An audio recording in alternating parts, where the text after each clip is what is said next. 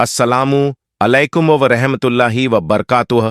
प्यारे भाइयों और बहनों, आज हम आपको एक ऐसी हकीकत बताने जा रहे हैं जिसे सुनकर मुस्लिम उम्माह का दिल हिल जाएगा और रहमानी सोच जाग उठेगी। अल्लाह की इजाजत और रसूल की रहमत से सैयद मुअम्मर गद्दाफी ने अरब देशों के भविष्य के बारे में जो वार्निंग दी थी, वह आज के हालात में पूरी तरह सच हो रही है। इस वीडियो में हम देखेंगे कि क्यों आज कई अरब मुल्क गद्दाफी को याद करके रो रहे हैं और उनकी कही गई बातें आज के हालात से कितनी मेल खाती हैं। इसी तरह की इस्लामिक घटनाओं और वाक्य से रूबरू होते रहने के लिए आज ही सब्सक्राइब करें हमारे चैनल इस्लाम हिस्ट्री को और साथ ही बेल आइकॉन को प्रेस करें।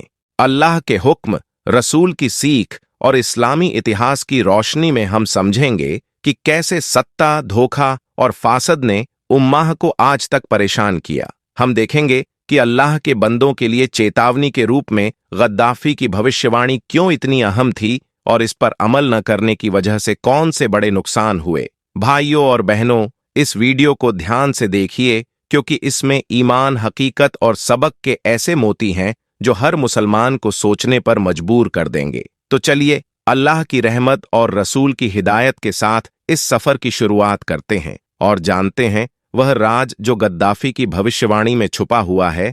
आज से लगभग 17 साल पहले सैयद मुअम्मर गद्दाफी ने जिस अंदाज में इजराइल और मिडिल ईस्ट के हालात पर अल्फाज फरमाए थे, आज वही हकीकत में तब्दील होती नजर आ रही है। खास तौर पर वो तमाम अरब हुक्काम जो उस वक्त गद्दाफी की बातें सुनकर हंस रहे थे और समझ रहे थे कि शायद कोई दीवानापन या जिद्द की बातें हो रही हैं, आज वही लोग उस बयान को याद करके अपनी आंखों से आंसू बहा रहे होंगे। गद्दाफी पर तफसील से गुफ्तगू आगे होगी, मगर उससे पहले यह समझना अहम है कि हजरत हेनरी किसिंजर ने जो मशहूर फर्जिया कहा था, it may be dangerous to be America's enemy but to be America's friend is fatal, वह आज के हालात में कितनी सच्चाई लिए हुए है। यानी साफ शब्दों में कहा जाए तो अमेरिका का दुश्मन होना खतरनाक हो सकता है, लेकिन उसका दोस्त होना उम्माह के लिए जानलेवा साबित होता है। आज के दौर में यह बात कतर, कुवैत, बहरीन, सऊदी अरब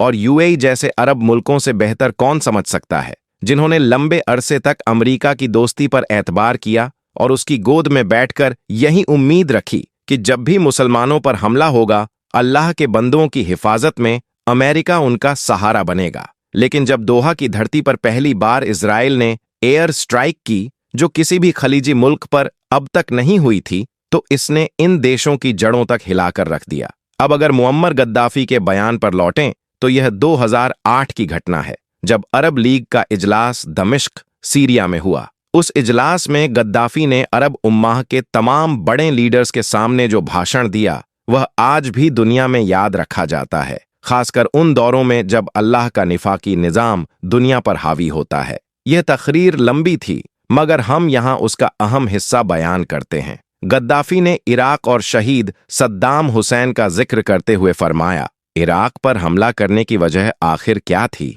क्या उसामा बिन लादेन इराकी था? नहीं। क्या न्यूयॉर्क या पेंटागन पर हमला करने वाले इराकी थे? बिल्कुल नहीं। क्या इराक के पास मास डिस्ट्रक्शन के हथियार थे?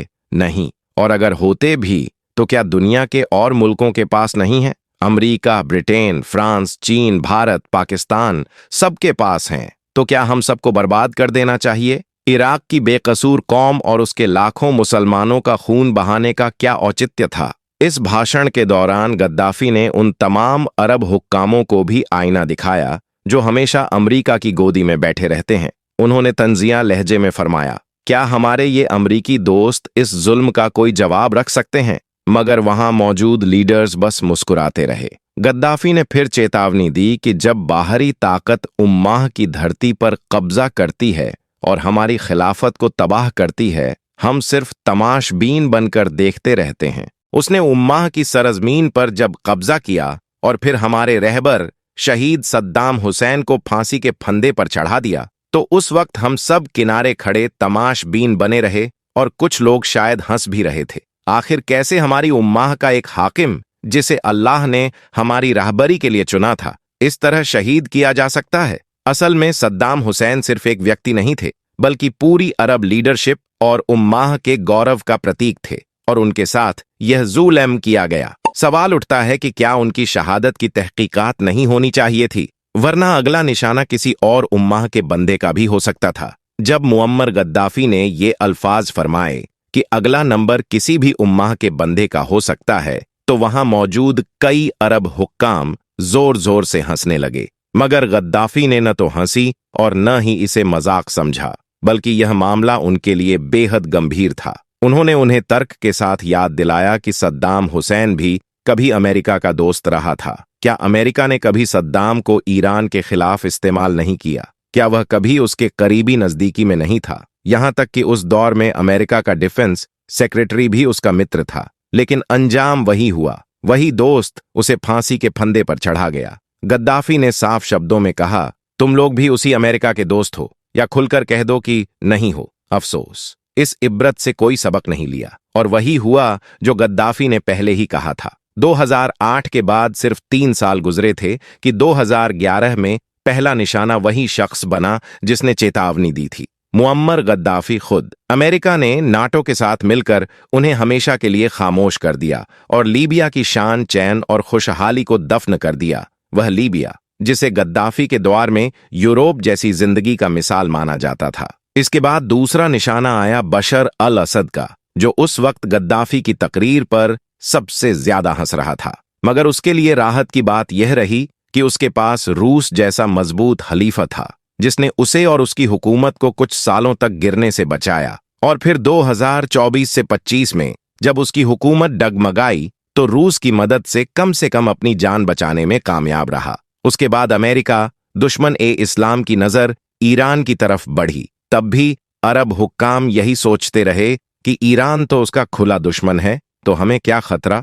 मगर उन्हें यह एहसास नहीं हुआ कि गद्दाफी की जुबान से निकले अल्फाज पत्थर की लकीर साबित होंगे। और आज दोहा पर हुई एयर स्ट्राइक के बाद यह स्पष्ट हो गया कि तगुत ताकतों का हमला सीधे इन्हीं अरब मुल्कों पर शुरू हो चुका है। यही वजह है कि ये तमाम अरब हुक्काम, जिनके पास दौलत तो बेशुमार है मगर इत्तेहाद और हिम्मत नहीं, अब न इधर के रहे न उधर के। पिछले 2 दशकों में ईरान ने अपनी ताकत के अनुसार काफी तैयारी की, और इसका असर आज ईरान, इजराइल और अमेरिका के बीच हो रही जंग में साफ देखा जा सकता है। मगर कतर, कुवैत, बहरीन, सऊदी अरब और यूएई जैसे अरब मुल्क पूरी तरह उलझन में हैं। इनके पास अपने दुश्मनों पर कोई सीधा हमला करने की हिम्मत या ताकत नहीं है, केवल दौलत है जो उन्होंने अमेरिका को सुरक्षा के बदले सौंप रखी है। इनके हथियार और मिलिट्री बेसिस भी अमेरिका के नियंत्रण में हैं। जब कतर पर ईरान की तरफ से कार्रवाई हुई, अमेरिका ने इसे रोकने में कोई विशेष मदद नहीं दी।